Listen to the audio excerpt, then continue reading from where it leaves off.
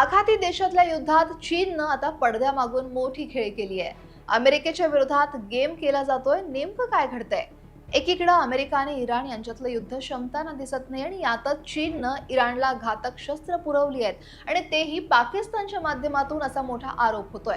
हे कळताच Donald Trump यांनी चीनला इशारा दिलाय. पण चीन पडद्याआडून मदत का करतंय? ट्रम्प काय म्हणालेत? जाणून घेऊयात सविस्तर. नमस्कार, मी अक्षरा चोरमारे. आपण पाहताय लोकमत. ते इराण आणि अमेरिका एकमेकांच्या तळांवर सातत्यानं हल्ले करतायत. मात्र एक असा अहवाल समोर आलाय ज्याने एक मोठा खुलासा झालाय. अमेरिकेसाठी हा धक्का सुद्धा मानला जातोय. या युद्धात चीन इराणला मदत करतंय आणि अहवालानुसार चीननं पाकिस्तानच्या मार्फत इराणला 400 रॉकेट लॉन्चर्स पुरवले आहेत आणि या दाव्यानंतर मध्य पूर्वेतील युद्ध आणखी चिघळण्याची भीती व्यक्त होतीये. आता चीनची मात्र यामागची भूमिका नेमकी काय आहे? तर चीन अमेरिकेच्या जागतिक वर्चस्वाला आव्हान देण्याच्या प्रयत्नात आहे आणि इराणला पाठिंबा देऊन तो अमेरिकेला शह देऊ इच्छितो, असं आंतरराष्ट्रीय विश्लेषकांचं म्हणणं आहे. पाकिस्तान हा चीनचा पारंपरिक मित्र आहे आणि आर्थिक तसंच लष्करी मदतीसाठी तो चीनवर अवलंबून असतो आणि त्यामुळेच चीनसाठी पाकिस्तान हा एक महत्त्वाचा दुवा बनतो, ज्यातून तो आपल्या भूराजकीय हितसंबंधांना चालना देऊ शकतो. पण हे सगळं घडताना अमेरिकेचे राष्ट्राध्यक्ष डोनाल्ड ट्रम्प यांनी व्हाईट हाऊसमध्ये पाकिस्तान मार्फत चीनकडून इराणला जी मदत केली जाते त्यावर निवेदन दिलंय. तर ट्रम्प म्हणालेत की हे आश्चर्यकारक असेल, अशा गोष्टी घडतात, पण त्यांनी म्हणजे चीनचे अध्यक्ष शी जिनपिंग यांनी मला ठामपणे सांगितलंय की ते यात सहभागी होणार नाहीत, कारण त्यांना माहिती आहे की असं केल्यास मी निराश होईन. यासोबतच ट्रम्प यांनी इराणवर मोठ्या हल्ल्याची धमकीही दिली आहे. अमेरिका त्यांना चिरडून वाईट रीतीने चिरडून टाकेल, आम्ही इराणला कठोर धडा शिकवू, असा इशारा डोनाल्ड ट्रम्प यांनी यावेळी दिलाय. दरम्यान इराणकडे आता आधुनिक शस्त्रास्त्र पोहोचल्यास मध्य पूर्वेतील सत्ता समीकरण मात्र बदलू शकतात.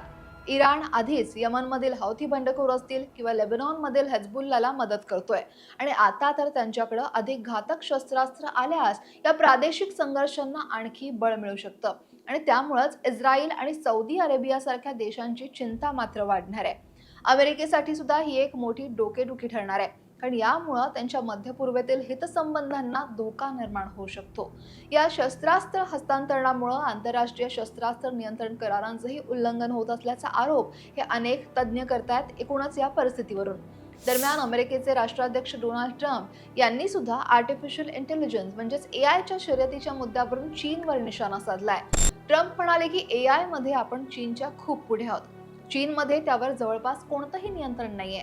तिथं कोणत्याही अडथळ्याशिवाय काम सुरू आहे आणि त्यामुळेच आपल्याला दोनही बाजूंनी सावधगिरी बाळगावी लागेल आणि आम्हाला त्यांच्यावर असे निर्बंध लादायचे नाहीयेत की ज्यामुळे आपण अचानक चीनच्या मागे पडू.